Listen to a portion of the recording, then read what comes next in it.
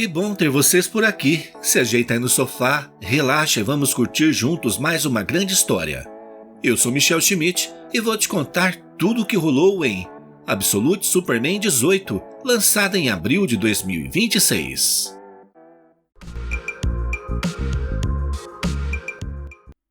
A história começa no Egito Antigo há mais de 3.000 anos.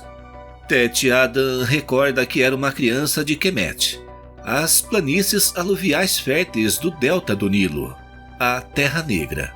Seus pais contavam que o povo veio do leste, de uma região costeira chamada Kandak. Mas isso foi antes de serem arrancados de suas casas para servirem como escravos ao faraó. Desde que se lembra, a Terra Negra é tudo que ele conhece. Um velho desmaia, incapaz de continuar o trabalho, e implora para que Anubis o leve agora. Mas um guarda o força a se levantar, insultando o homem e o atingindo com um chute no rosto. A mãe de Adam morreu de fome na Terra Negra. Seu pai foi queimado vivo como leproso. Seus irmãos e irmãs ficaram infestados de vermes sanguíneos e serviram de banquete para os crocodilos. Sozinho e sem família, sem ninguém que soubesse seu nome, ele trabalhava nos campos e esperava sua vez de morrer. Mas Tete Adam não esperou em silêncio. Ele confronta os feitores e exige que deixem o velho em paz. O guarda ironiza que o homem é tão decrépito que não vale a pena bater e o atravessa com a lâmina. O soldado se vira para o menino e afirma que, por outro lado, o jovem serve. Tudo o que os pais deixaram foi aquele nome, um que se tornou uma piada cruel a cada dia que passava. Eles o chamavam de Tete Adam, homem poderoso. Adam admite que está tudo bem se quiserem rir, pois ele mesmo riu disso. À noite, o faraó jantava os frutos do trabalho alheio. Bolos de tâmaras e pães brancos de farinha peneirada, ensopado de tartaruga e ganso recheado com figos e queijo de cabra, gazela assada com mel, e os escravos comiam purê de feijão e pão duro cheio de gorgulhos e areia. Esse era o caminho do mundo. Apesar da raiva que consumia seu coração, Adam não podia negar a verdade das verdades. Que ninguém, nem cativo nem rei, era poderoso o suficiente para mudar o mundo. Mas, naquela noite, uma profetisa surge na aldeia. Ela anuncia que ele está chegando. Ela avisa aos escravizados para não perderem a esperança, porque um Salvador vai surgir. Ele vai derrubar as torres dos opressores. Vai trazer liberdade aos oprimidos e justiça aos injustiçados. Ele virá rugindo como a tempestade, com o poder de um exército, embora seja apenas um.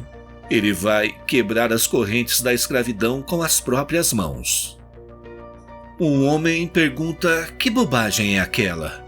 Ele chama as palavras de fábula para crianças e exige saber quem é a estranha. Ela responde que é apenas uma estrangeira que viajou para longe, passando pelas sombras como um fantasma. Ela afirma que vê a linha do tempo, voltando até o ômega no início, onde a vida primeiro surgiu. Ela garante que pode prever o mundo que virá. O Salvador será um homem diferente de qualquer outro, com olhos de fogo e força além da imaginação. Imbuído do poder do próprio céu, ele caminhará entre as nuvens tão livremente quanto caminha entre os mais humildes. Ele usará a poeira de sua casa nas costas, e quando ele vier, um novo mundo surgirá com ele. Uma era de maravilhas nunca sonhadas, uma era de heróis. Adam nunca tinha rezado para deuses. Sua mãe rezou enquanto passava fome, e seu pai enquanto queimava, e isso não fez nada para saciar a fome ou as chamas. Naquela noite, ele resmunga a mais rude das petições, tanto uma maldição quanto uma invocação, para quem quer que estivesse ouvindo. Em vez de esperar por uma resposta, ele promete encontrar uma por si mesmo ou morrer tentando. Levou horas para ele rastejar pelas lamas das margens do Nilo, passando por crocodilos e mambas antes de escapar do campo de escravos. Uma vez que parte sozinho pela Terra Vermelha, o Desherré, ele sabe que os escravizadores não ousam persegui-lo. eles o consideram morto. Ele começa a se perguntar se eles estão certos. Adam grita no deserto que as lendas querem que acreditem em deuses no céu, no sol, na lua e na tempestade. Que existe um mago antigo que vive no deserto concedendo desejos. Mas ele garante que não há nada ali. Os deuses são uma mentira para acalmar os humildes. Ele desafia os deuses a derrubá-lo agora se ele estiver errado. Até que um brilho surge no céu. O garoto está diante do mago das areias da eternidade. Uma nave alienígena revela-se diante dele e uma voz ordena que o pequeno rato vá embora. Diz que nenhum desejo será concedido hoje. Adam grita que não será mandado embora e que não é um mendigo.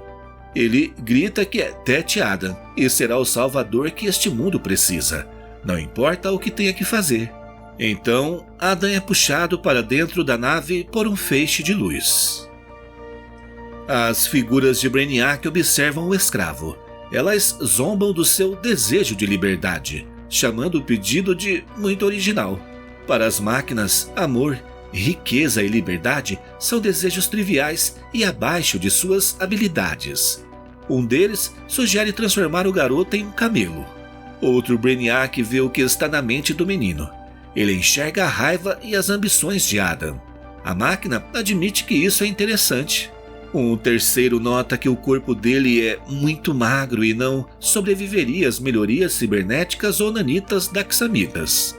Eles decidem usar o novo dispositivo que encontraram naquele buraco negro, a caixa materna. Brainiac afirma que o teste é válido apenas para ver como o dispositivo mata o garoto. Ele garante que o desejo de Adam será concedido e tudo o que ele precisa fazer é dizer a palavra mágica. No presente, no Kansas, Jimmy pergunta se o parasita ainda não o assassinou. Kal-El responde que não acredita que o parasita tenha tido intenção maligna. Ele diz que a criatura foi apenas faminta e maltratada pela corporação Lázaro por muito tempo. Superman explica que, desde que o mantém alimentado com doses controladas de sua própria energia, ele parece dócil como um cachorrinho. O parasita morde o braço de Kal-El, e o herói ordena que ele lembre da regra e que morder é proibido. O monstro responde que eles não mordem, mas eles gostam de morder. Jimmy comenta que é um cachorrinho que poderia devorar uma cidade inteira se o herói virar as costas por um segundo. Em Metrópolis, Jimmy recomenda que Kal-El tome cuidado, pois ele ainda tem pesadelos com aquela coisa. Kal-El percebe que algo está incomodando o amigo e pergunta sobre o novo emprego. Jimmy explica que é uma diversão e que praticamente tudo que ele faz é digitar comandos de inteligência artificial. Um colega grita que Jimmy estragou o pedido de café de novo e o chama de idiota. Jimmy ironiza que também está fazendo muitos amigos. Ele admite que não sabe se o planeta diário é o lugar certo para ele. Kal-El lembra que ao menos ele tem Lois com ele. Jimmy pergunta se ela não contou. Diz que ela nunca apareceu para a entrevista. Kal-El tenta falar com Lois. Ele afirma que nunca deveria ter aceitado aquele relógio estúpido. Lois lembra que ele disse que era para sua proteção e pede para ele não dizer que ela precisa ser protegida de si mesma agora. Ela afirma que precisa ir. Lois confessa que recebeu uma dica de um pacificador que lhe devia um favor. Ela encontrou-os ao Ghul. Kal-El pergunta onde ela está e garante que estará lá imediatamente. Lois avisa que contará assim que terminar o que veio fazer. Superman nota que ela está usando aquele cristal porque sabia que ele ligaria e que ele impediria isso. Ele tenta impedir que ela faça o que sabe que é errado. Lois questiona se ele acha que obter justiça para o pai dela é errado. Kal-El rebate que matar Talia ao Ghul não é justiça, é assassinato. Ele implora para ela dizer onde está e explica que está tentando rastrear o cristal, mas há algum tipo de interferência. Perto dali, Talia ordena que devem se apressar, pois mais agentes da Gates estarão lá em breve. Os ativos da corporação Lázaro foram apreendidos pelo governo americano. Ra's al Ghul pergunta se aquele é o único que resta. Talia confirma que os outros foram destruídos remotamente antes de serem confiscados. Ela manda o pai abandonar aquela fachada frágil, se renovar e recuperar seu lugar. Ela garante que não poderão levar o poço com eles, mas construirão outro assim que pegarem o traidor Brainiac. Haas agradece por ela o trazer ali e confessa que não teria tido forças de outra forma. Há força para fazer o que deve ser feito. Hazangu golpeia a máquina do poço de Lazarus. Talia pergunta se ele enlouqueceu e o que diabos ele está fazendo. Haas responde que está deixando a loucura de lado. Ele admite que esteve muito errado sobre muita coisa. Ele afirma que só quando estava sozinho, à beira da morte, viu o tolo que tinha sido. Ele reza para que ainda haja tempo para fazer as pazes e afirma que começa com a destruição daquela máquina obscena. Talia ordena que ele pare e grita que ele está se matando. Haas responde que está se libertando. Talia pergunta o que Superman fez com ele, e o pai responde que ele leu para ele. Talia desdenha, questionando se ele é Hazangu ou algum geriátrico enfraquecido bajulando os netos. Ela exige saber o que ele leu. Haas explica que não foi o livro, foi o homem que o trouxe. Aquele que reservou um tempo para tentar salvar a arma de seu torturador. Ele admite que desperdiçou tantas vidas, mas tudo o que quer agora é fazer as pazes por seu maior pecado, pelo que ele fez com a filha. Talia afirma que não acredita no que houve e que não conhece aquela casca de homem. Ela ordena que ele entre no poço, pois quer o pai de volta. Haas afirma que merece a repulsa dela, pois a levou para um mau caminho por toda a vida. Ele pede para ela baixar a arma e não perder mais tempo. Talia manda ele calar a boca e avisa que eles têm companhia. Lois surge e afirma que Talia matou o pai dela. Talia pergunta se matou e diz que quase tinha esquecido. Haas pede para as damas pararem e garante que aquela não é a resposta. Talia manda ele calar a boca novamente. Ela diz para Lois atirar no pai dela se quiser, para ficarem quites, pois ele parece inútil agora de qualquer maneira. Lois rebate que está ali para matar Talia, e ela pergunta se Lois está sozinha e garante que ela precisaria de um exército para isso. O lugar explode e tudo fica vermelho. É Superman que atravessa a parede e ordena que abaixem as armas. Todas, agora. Kal-El ordena que Haas não mova um músculo e afirma que lidará com ele em um segundo. Ele garante para Lois que ela não quer fazer aquilo. Lois responde que quer sim. Talia pergunta se ela vai deixar o fazendeiro alienígena dar as ordens e zomba que nunca a considerou uma namorada obediente. Lois manda a Superman cair fora dali e grita que isso tem que ser feito. Talia diz para o super garoto sair do caminho e afirma que o perdoa por não saber como funciona um impasse, por não ser dali. Superman responde que não é um impasse e garante que poderia desarmar as duas em um segundo. Talia admite que tem certeza que ele poderia, mas alerta que não é com a espada dela que ele deveria se preocupar.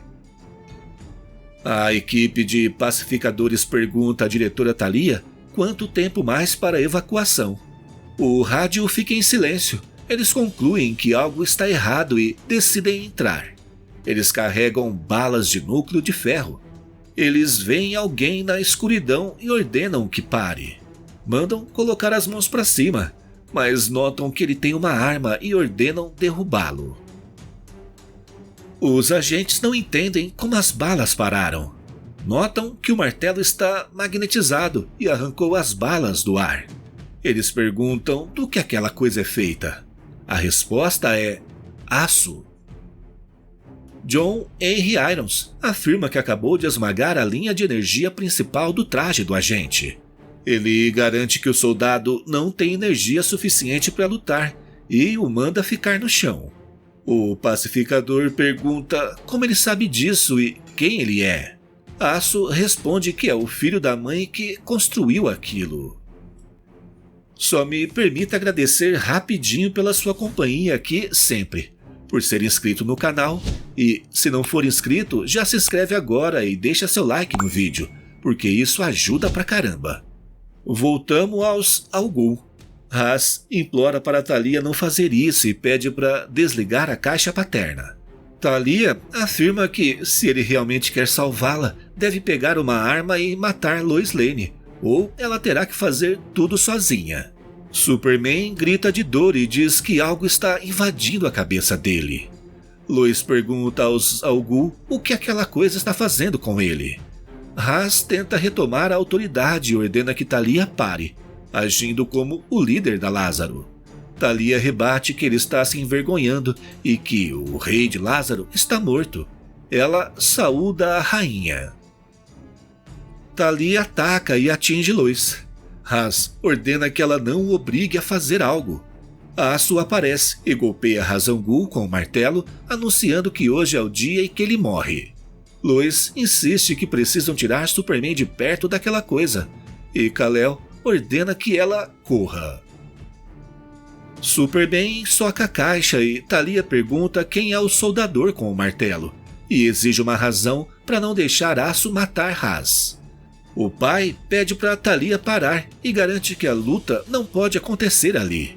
Ele pede para ela lembrar o que mais está armazenado ali. Quem mais? Ele afirma que não devem permitir que ele volte. Teth Adam recorda que era uma criança da Terra Negra que se tornou um rei. Ele se tornou o salvador que foi prometido. Ele refez o mundo à sua imagem. Ele teria trazido uma paz sem fim. Mas ele foi traído. Ele foi enterrado. O mundo de seu tempo não estava pronto para o reinado de um super-homem. Ele garante que veremos sobre o mundo de hoje, pois o rei Shazam surgiu. E aí, galera, o que acharam do vídeo de hoje? Esta edição estabelece a hierarquia de poder do universo absoluto, ao fundir a mitologia clássica de Shazam com a estética alienígena do Brainiac. Ao transformar Adão Negro no Rei Shazam através de tecnologia de buraco negro, Jason Aaron remove o elemento místico tradicional e o substitui por um terror cósmico que justifica o medo de Ra's al Ghul. A introdução de John Henry Irons como o arquiteto das armaduras de Gates cria um contraponto tecnológico essencial para Superman, enquanto a queda moral de Thalia consolida a Corporação Lázaro como uma ameaça política e familiar muito mais sombria do que sua versão principal. Comenta aqui embaixo o que você achou dessa nova origem do Adão Negro como Rei Shazam. Se você curtiu essa história, já deixa o like e compartilha para ajudar nosso canal a crescer. Então, inscreva-se e ative o sino de notificações para não perder a sequência dessa história. Eu sou Michel Schmidt e a gente se vê no próximo vídeo.